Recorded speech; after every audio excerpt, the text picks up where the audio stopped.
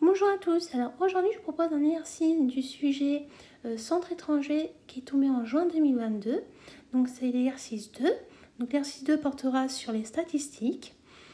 Je t'invite donc à faire cet exercice, donc de mettre la vidéo en pause et lorsque tu auras terminé, de mettre la fonction play afin de pouvoir voir la correction avec les explications. Je suppose que tu as eu le temps de faire cet exercice, donc nous allons pouvoir corriger cela ensemble. On va déjà commencer par lire l'énoncé.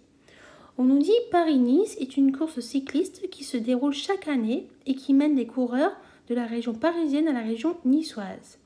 L'édition 2021 s'est déroulée en 7 étapes décrites ci-dessous.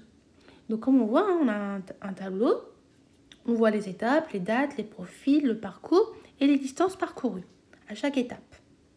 Donc la première question qu'on nous dit de faire, donc là on nous dit on étudie la série des distances parcourues par étape. La première question, c'est calculer la distance moyenne parcourue par étape arrondie au dixième de kilomètre. Comme tu sais, pour calculer une moyenne, on va additionner toutes les distances et on va diviser par le nombre total d'étapes.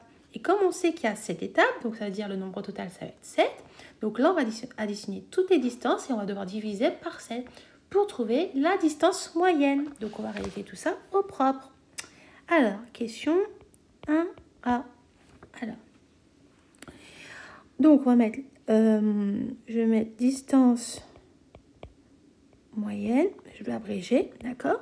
Ça va être égal à 166 plus 188 plus 187,5 plus 200 plus 202,5 plus 119,5 plus 93, le tout divisé par 7. Et donc, ça va nous donner, à l'aide de la calculatrice, ça nous donne 1156,5 sur 7. C'est-à-dire que la distance moyenne,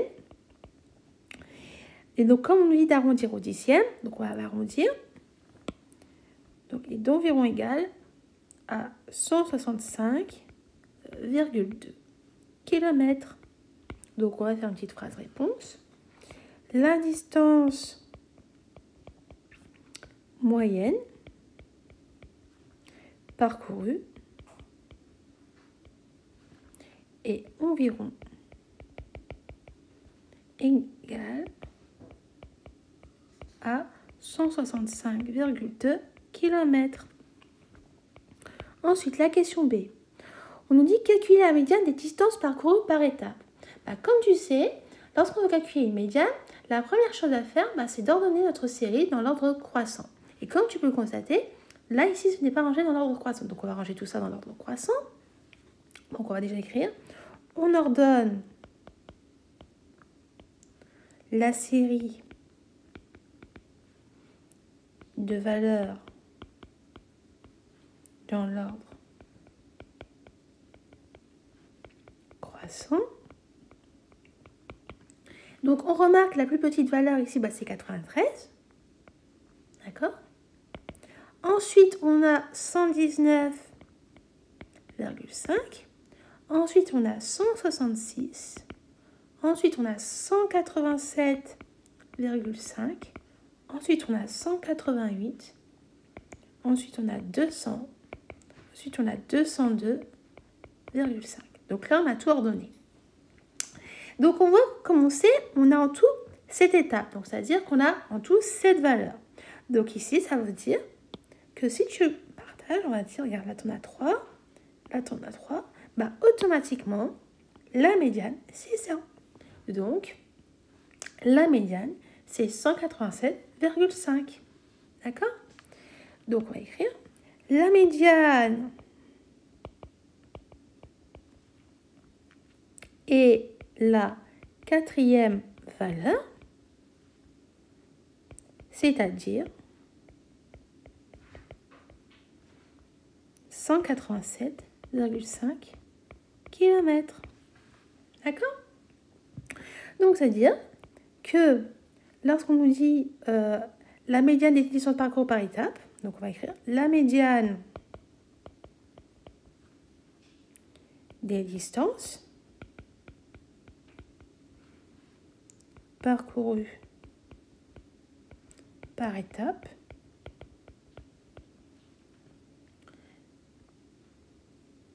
et 187,5 km. D'accord? Ensuite, la question C. On nous dit calculer l'étendue de la série formée par les distances parcourues par étape. Comme tu sais, pour calculer l'étendue, c'est la plus grande valeur moins la plus petite valeur. Donc ici, notre plus grande valeur, c'est 202,5 et notre plus petite valeur, c'est 93. Parce que là, si tu veux, on peut regarder à l'aide de la série qu'on a rangée dans l'ordre croissant dans la question précédente. Donc c'est plus facile à déterminer. Donc on va écrire l'étendue est égale à 202,5 moins 93 qui est égal à 109,5. Donc, l'étendue de la série formée par les distances parcourues par étape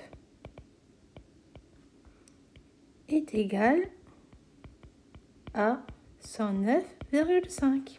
D'accord? Donc là, on a fini la première partie de notre question.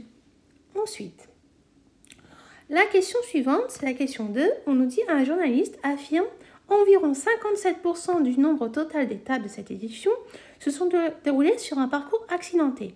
A-t-il raison? Expliquez votre réponse.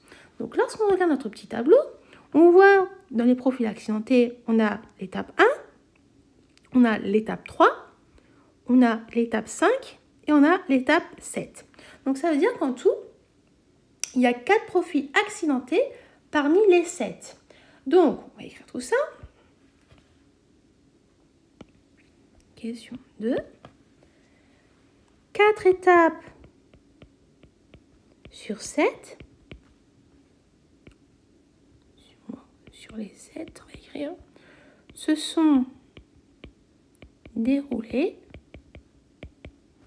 sur un parcours accidenté. D'accord? Donc ça veut dire quoi? C'est-à-dire que 4 septièmes. Et si on le fait à l'aide de notre calculatrice, 4 septièmes, c'est environ égal à 0,57. Donc ça veut dire quoi? Soit 57%. Donc ça veut dire que le journaliste a raison. Le journaliste a donc raison. D'accord? Donc là, on a fini notre question 2. Ensuite, la question 3. On nous dit, l'Allemand Maximilian Schamschmann a remporté la course en 28h50. Le dernier au classement général effectue l'ensemble du parcours en 30h12. Combien de retard le dernier au classement a-t-il accumulé par rapport au vainqueur? Donc là, on va devoir faire une différence, c'est-à-dire qu'on va faire 30h12 moins les 28h50 pour pouvoir trouver le retard du dernier. Donc, on va faire la question 3. Donc, ça nous fait 30h12 moins les 28h50. Et donc, ça nous donne quoi? Ce que je te conseille de faire, c'est de poser l'opération, comme tu avais appris quand tu étais en 6e, donc 30h12 moins les 28h50. Donc, comme tu vois, au niveau des minutes, tu ne peux pas vraiment faire l'opération. Donc, on va retirer 1 heure, mais on va rajouter 60 minutes. Pourquoi? Parce qu'on sait que 1 heure, ça correspond à 60 minutes. Donc là, ça veut dire qu'on aura 29 heures. Et là, au final, on aura ici 72 minutes. Parce que si on fait 12 plus 60, ça nous fait 72. Donc là, on peut faire l'opération. 72 moins 50, ça va nous donner 22 minutes. Et si tu fais 29 moins 28, ça nous fait 1. Donc ça nous fait 1 heure. Donc ça veut dire que lorsqu'on fait 30h12 moins les 28h50, ça nous fait 1h22. Donc ça veut dire que le dernier au classement a donc accumulé un retard de 1h22 par rapport au vainqueur. Donc on va écrire tout ça. Le dernier au classement a donc accumulé 1h22 de retard par rapport au vainqueur. Ensuite, la question 4, on nous dit l'Irlandais Sam Bennetty a remporté la première étape en 3h51. Déterminer sa vitesse moyenne en km par heure arrondie à l'unité lors de cette étape. Donc comme on dit que c'est par rapport à la première étape, donc on sait que la première étape, la distance elle est de 166 km. Et comme on sait que là, il a mis 3h51, et nous on cherche à déterminer sa vitesse moyenne, comme tu sais pour calculer une vitesse, on va faire la distance divisée par le temps. Donc, ici on sait que la distance elle est en kilomètres, donc on a la bonne conversion. Mais là, les 3h51, on doit convertir tout ça en heures. Donc, c'est-à-dire on va devoir convertir les 51 minutes en heures pour pouvoir ensuite faire notre calcul de notre vitesse. Donc, on sait que la distance est égale à, on a dit, 166 km. D'accord? Le temps est égal à, on a dit d'après l'énoncé, 3h51. Donc là, si on fait la conversion, donc 3h51, ça va être égal à 3 heures plus 51 sur 60. Pourquoi? Parce qu'on va diviser par 60 pour avoir des heures. Parce que tu sais, pour le passage de minutes à heure, on divise par 60. Donc, ça nous donne 3 heures plus 0,85 heures.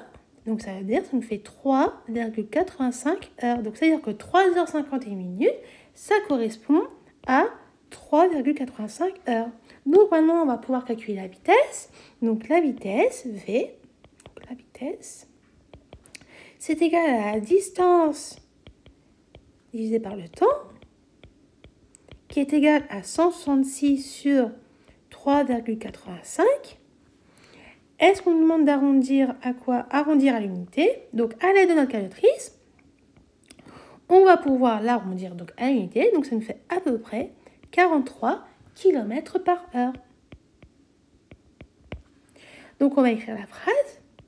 Réponse, la vitesse moyenne du coureur est d'environ égale à 43 km par heure. Et voilà. Donc, comme tu as pu le constater, on vient de terminer de faire la correction de notre exercice. Donc, j'espère que toutes les explications que j'ai pu te donner ont été claires pour toi et que tu as tout compris. Je te dis donc à bientôt et au revoir.